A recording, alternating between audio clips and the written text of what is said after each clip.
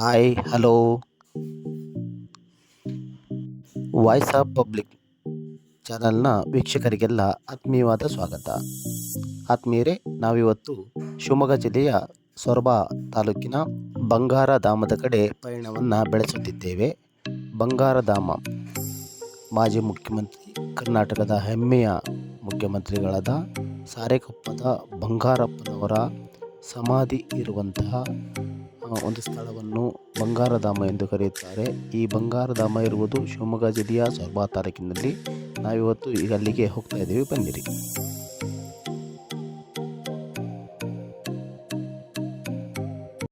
ನೋಡಲಿಕ್ಕೆ ಬಂದಿರೋದು ಶ್ರೀಮತಿ ಶಕುಂತಲಾ ಬಂಗಾರಪ್ಪ, ಶ್ರೀ ಸಾರೆಕೊಪ್ಪದ ಬಂಗಾರಪ್ಪನವರ ಸ್ಮಾರಕ ಇದು.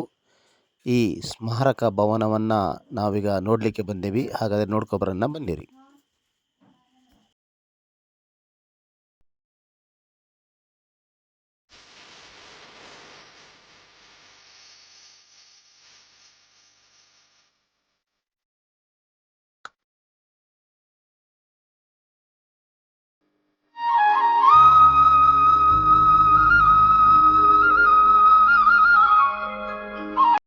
ಈ ಬಂಗಾರಧಾಮದ ವೀಕ್ಷಣೆಯು ಪ್ರತಿದಿನ ಬೆಳಗ್ಗೆ 5 ಗಂಟೆಯಿಂದ ಪ್ರಾರಂಭಗೊಂಡು ರಾತ್ರಿ 10 ಗಂಟೆವರೆಗೆ ಇರುತ್ತದೆ.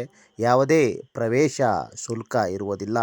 ಇದು ಒಂದು ಪಾರ್ಕ್ ಕೂಡ ಆಗಿದೆ. ಪ್ರತಿದಿನ ಎಷ್ಟೋ ಜನ ಇದಕ್ಕೆ ಇಲ್ಲಿ ಬರ್ತಾರೆ. ಈಗ ನಾವು ನೋಡ್ತಾ ಇದ್ದೇವೆ ಈ ಬಂಗಾರಧಾಮದ ಮುಖ್ಯ ದ್ವಾರದಲ್ಲಿ ಬಂಗಾರಧಾಮ ಅಂತ ಕೂಡ ಹೆಸರು ಇದೆ. ಈ ಬಂಗಾರಧಾಮವನ್ನು ನಾವು ನೋಡ್ಕೊಂಡು ಬರೋಣ, ಬನ್ನಿ. ಒಳಗಡೆ ಏನೆಲ್ಲ ಇದೆ ಅನ್ನೋದನ್ನು ನಾನು ನಿಮಗೆ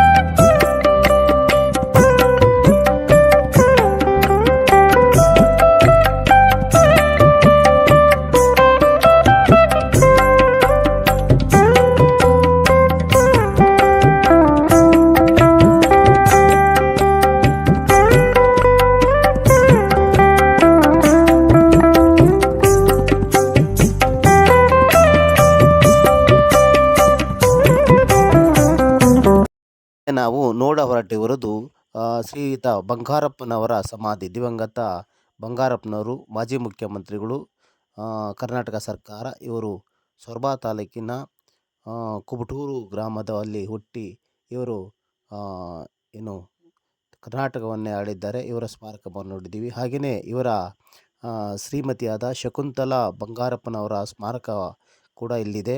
ಅವರ ಸಮಾಧಿಯನ್ನು ಕೂಡ ನಾನು ನಿಮಗೆ ತೋರಿಸ್ತಾ ಇದ್ದೀನಿ. ಇವರು ಕೂಡ ಏನು ಬಂಗಾರಪ್ಪನವರಿಗೆ ಬೆನ್ನೆಲುಬಾಗಿ ನಿಂತು ಇವರು ತುಂಬ ಸಹಕಾರ ನೀಡಿದ್ದಾರೆ. ಇವರ ಸಮಾಧಿಯನ್ನು ನೋಡ್ತಾ ಇದ್ದೀವಿ, ಬನ್ನಿರಿ.